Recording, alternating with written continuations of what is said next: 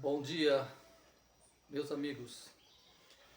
Eu fiquei de gravar a segunda parte do vídeo que eu prometia mostrar pelas profecias, pela estrutura profética, a proximidade da volta de Jesus.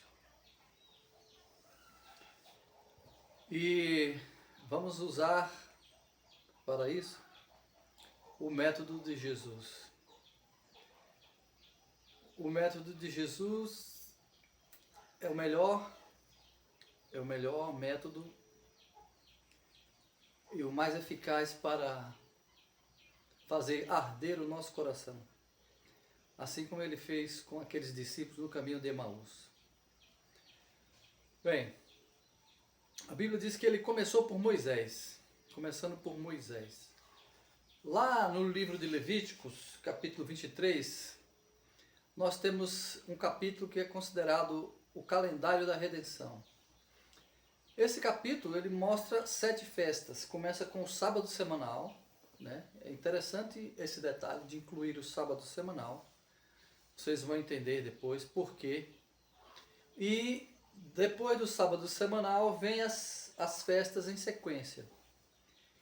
Essas festas eram divididas em 2 grupos, as festas da primavera e as festas do outono. As 3 primeiras festas eram típicas da primeira vinda de Jesus. Na verdade, as 4 primeiras eram típicas da primeira vinda de Jesus. E as 3 últimas eram típicas da segunda vinda de Cristo. Essa divisão era feita com base no ano agrícola judaico.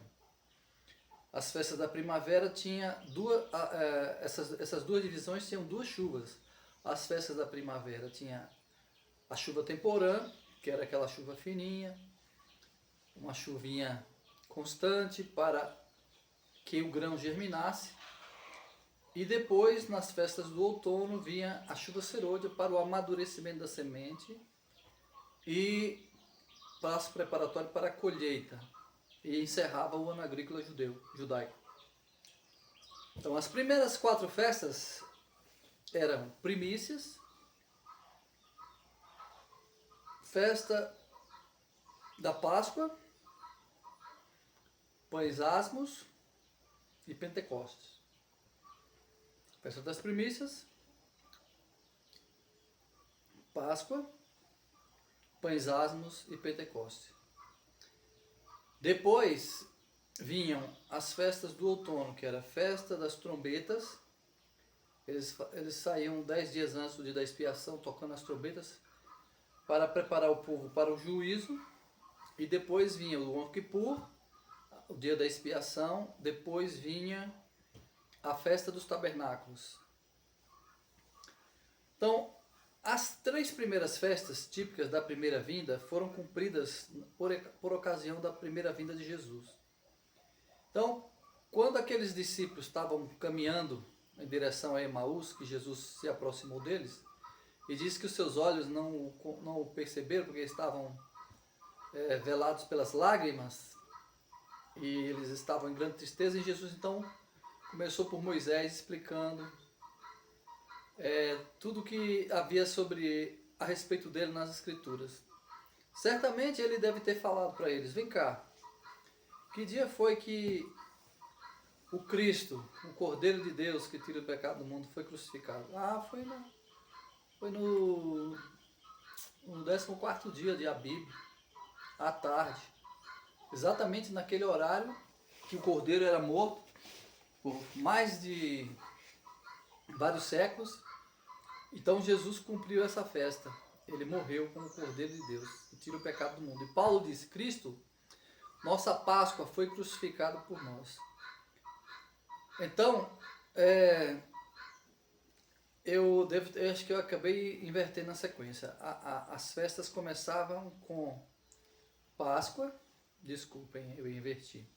Primícias, pães asmos, Páscoa, pães asmos, primícias, Pentecostes e Festa das trombetas, dia da expiação e festa dos tabernáculos. Então as primeiras 4 eu comecei errado.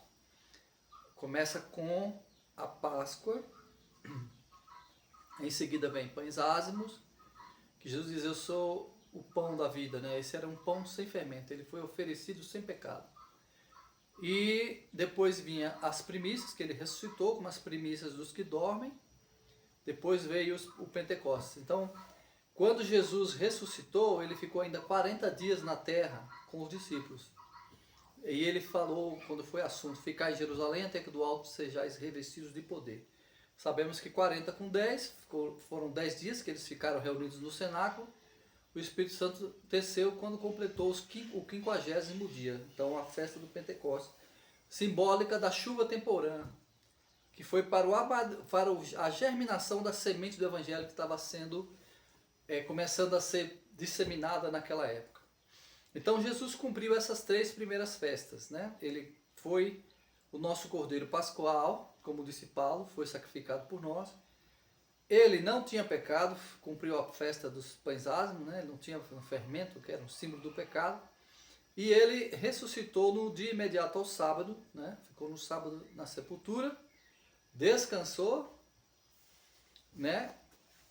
E ressuscitou no domingo. E aí ele ficou mais 40 dias, né? Cumpriu a festa das primícias, como as primícias dos que dormem. Ficou mais 40 dias e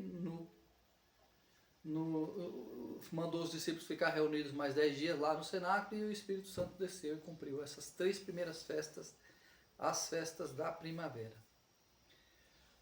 Na sequência, alguns séculos se passaram, né?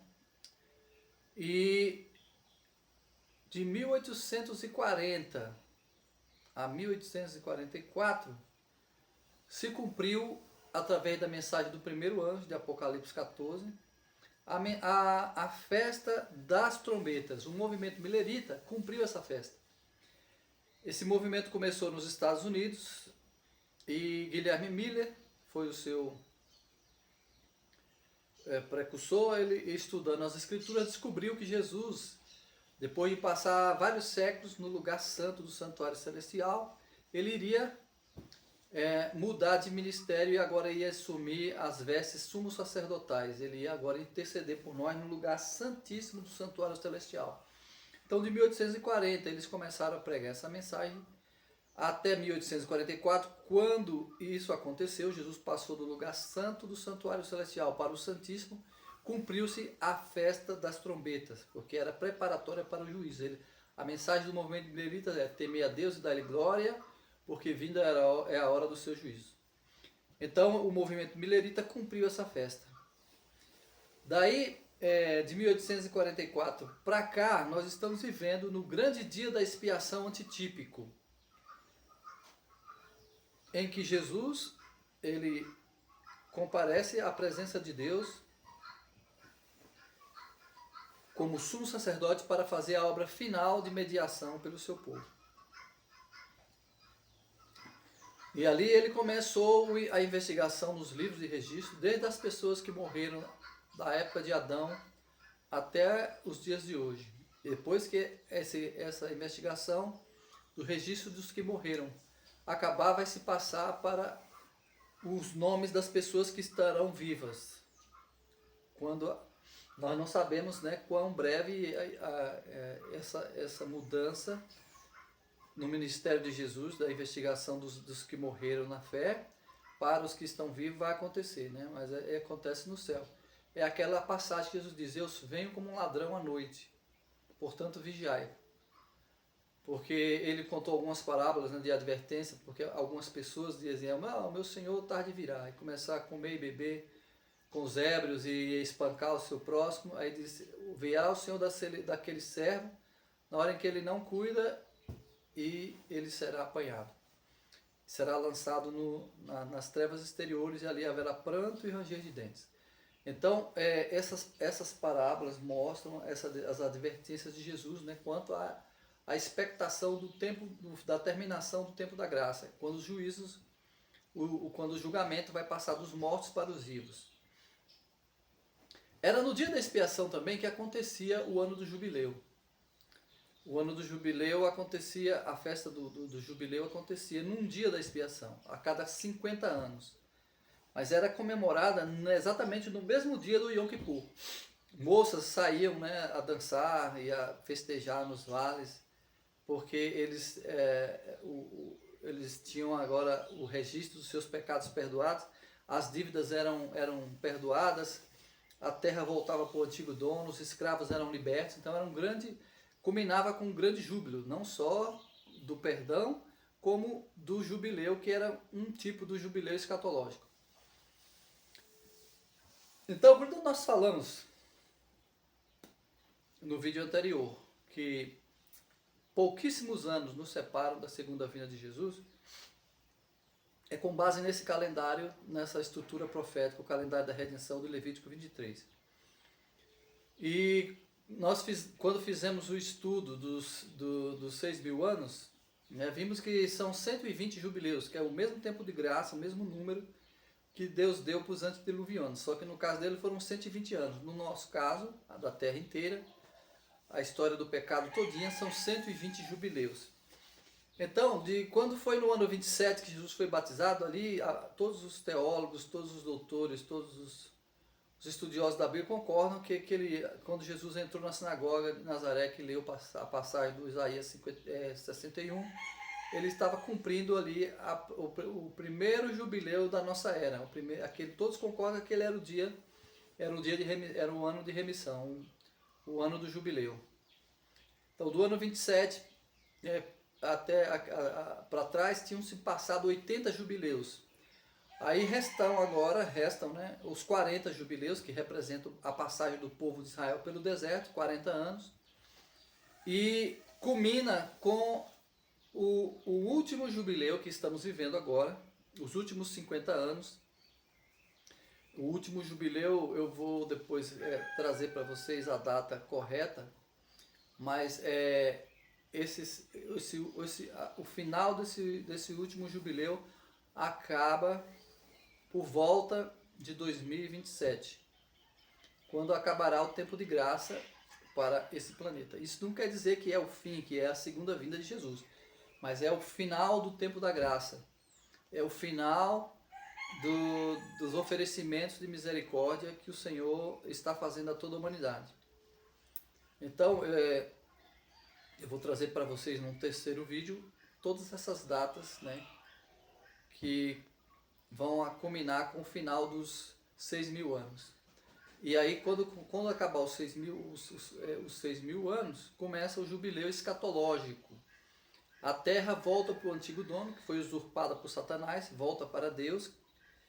Os escravos que estão na sepultura são libertados.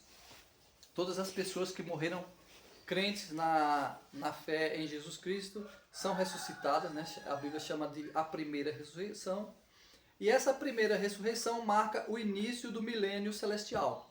Então, se você perceber a semana cósmica de 7 milênios, 6.000 anos são o tempo de graça para essa terra. A partir da primeira ressurreição, quando Jesus voltar, começa o milênio escatológico. O 7º milênio, que a terra descansa, os mortos são ressuscitados e que são libertados da escravidão da sepultura, e nós iremos viver o sábado escatológico, né? O dia da expiação escatológico, o cumprimento dessa festa no dia da expiação escatológico. Então, todas essas festas mostram que estamos muito próximos da segunda vinda de Jesus.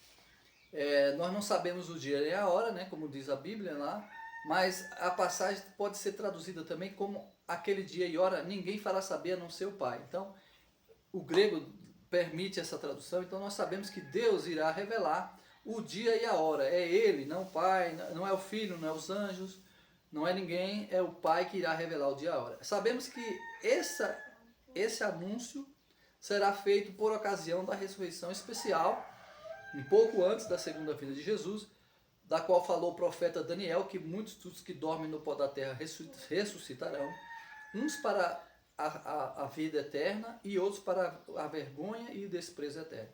Por ocasião dessa ressurreição especial, todas aquelas pessoas que foram ferrenhas inimigas de Jesus, aquele soldado que crucificou Cristo, que colocou a lança, perfurou o seu lado, esses vão ressuscitar para ver o rei, né? Eles vão ressuscitar para ver o rei nas suas...